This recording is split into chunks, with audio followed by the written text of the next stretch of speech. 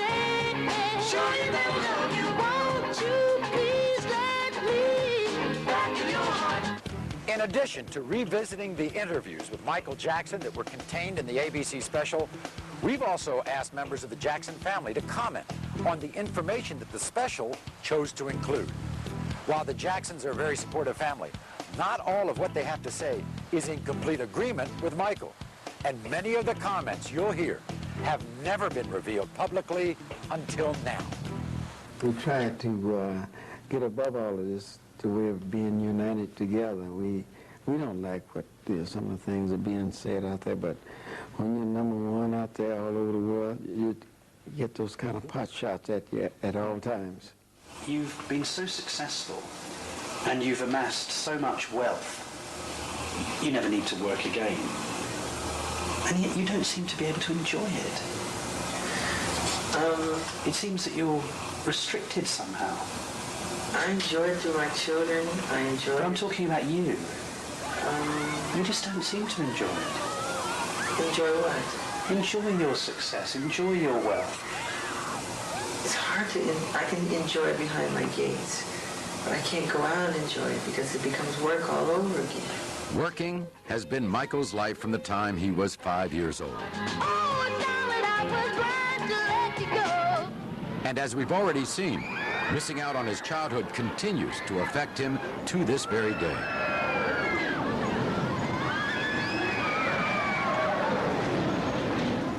You often seem very lonely. Is that true? I used to be very lonely, painful lonely. So you have no idea. I used to walk the streets looking for people to talk to.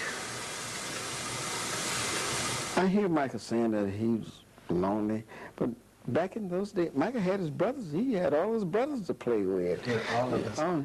And so, you know, and the kids that he brought all the candy around, he buy so much candy, and kids would be in a circle, standing around in a circle, and they all be eating candy off the allowance I had given him. But one thing he enjoyed to see those kids eating that candy, he'd be laughing. Weren't you surrounded by your family, by musicians, by people wanting to be your friend? You were an international superstar.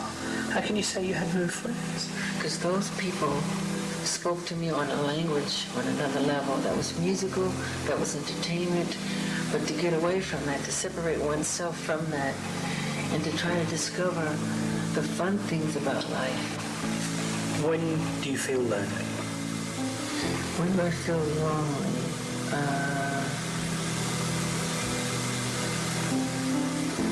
I mean, I can be, you know, usually in hotels when there's thousands of fans chanting, they're out on the street, they're using sleeping bags and they're chanting how much they love you and everything, and you can't get out, you feel trapped inside, and you just cry, you feel lonely, you know? And there's all that love out there, but still you really do feel trapped and lonely that you can't get out. And if you go to a bookstore, if you go out, if you go to a club, which I don't like clubs, you know, every book you buy, they want to know, why are you buying this? Why is Michael Jackson buying this? Why is he reading this? Or you go to the club, as soon as you go in there, every song is my song, as if I want to hear my music. And everybody starts chanting for me to dance. So it becomes a show all over again. So you can't go anywhere. So wherever you go, you know. That's not much of a life, is it? I know, it's difficult. And I don't want to complain like I'm complaining, because it comes with the territory, but I don't think people understand the other side that comes with it.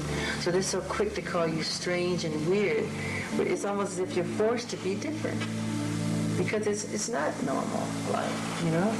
I can do the normal things, go to the store and buy a piece of bread, a piece of candy or something. He can't do that. So that would cause you to become a recluse or to sort of be withdrawn. Do you not sometimes wish that you could go to the local store and Of course. buy yourself some food and come back, or go to a Of course. bar? I want to go to the market, like one of those markets, and take one of those carts and throw some food in there and go down the aisle. I would love to do that. Can you do that? No, of course not. Of course not.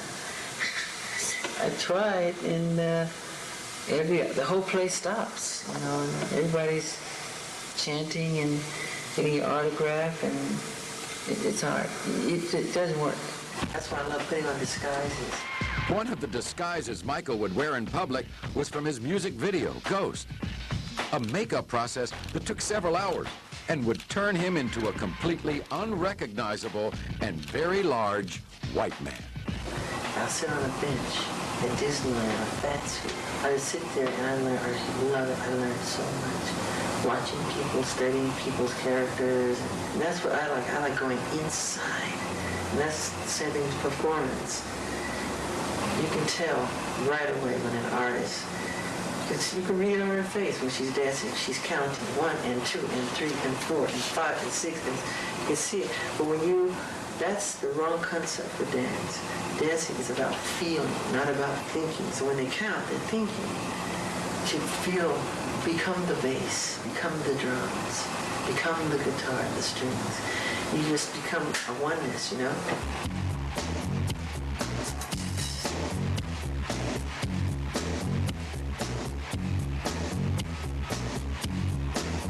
That's very important. But that's real. But that's Michael Jackson talking as a performer. I love performing. But that's not... I wish I could sleep on stage. But that's not Michael Jackson the person.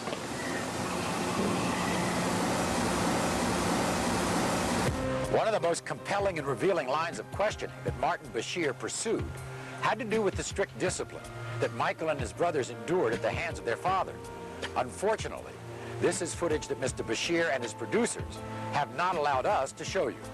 But we can tell you that it was a very emotional description of beatings with belts and the cords from irons. You remember when you said to me that you just wanted to run away from your father? I hid. I used to hide. Well, one of the things I can see this man tried to do, he tried to pin something on me where I was real brutal. And raising these guys, Jermaine and all the rest of them, they all got whippings. But they didn't get no beatings, you know. They got whippings. And we were disciplined in the way that which he knew. And during that time, all children and parents at the time, they whipped their kids. We had to be in before the lights were on at night, and we had to ask for things. And I thought it was great because it allowed us to become what we became. We never got on drugs. We never got in trouble. And I see the difference from my upbringing as when I came to California, and friends that I went to school with, how they would curse their parents out and slam the door and disrespect them. Joseph didn't beat him or anything like that. We just disciplined them out of love. And the Bible says if you love a child, you will discipline them. The discussion of the strict discipline and verbal abuse by Michael's father went on for almost 8 minutes in Mr. Bashir's finished special. But what he did not include was a short but very revealing comment from Michael about his father. He just, I don't think how much he hurt me when he was little, but he's a genius. The man is a genius. At the same time, he is a genius. He really is. But Michael, he injured you when you were a child. Yeah, but look what came out of it. Well, Maybe I wouldn't have the affection for kids that I have today, wanting to help them.